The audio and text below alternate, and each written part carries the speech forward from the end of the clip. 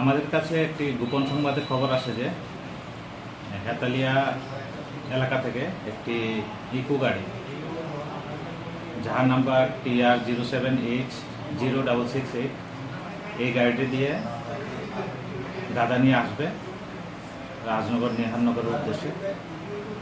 তখন আমরা এই খবরের ভিত্তিতে সাথে সাথে আমরা এক্সিকিউটিভ ম্যাজিস্ট্রেট, ফরেন্সিক টিম এবং আমরা একটি অ্যাডভান্স পার্টি হেতালিয়া রোডে মোতায়েন করি। ওই মোতাবেক একটি গাড়ি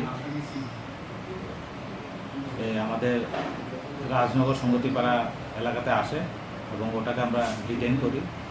ওটাতে সার্চ করে আমরা সর্বমোট 3টি বস্তা থেকে মোট 60 কেজি 670 গ্রাম শুকনো গাঁজা উদ্ধার করি। সাথে দুজনকে আমরা অ্যারেস্ট করি। তো এই ব্যাপারে আমরা একটি মামলা নিয়েছি এবং ওদের কাছে কোর্টে ফরওয়ার্ড করছি। রিমান্ড নিয়ে আমরা জিজ্ঞাসাবাদ করব মালগুলি কোথা থেকে এনেছে এবং কোথায় এগুলো ডেলিভারি দেবে।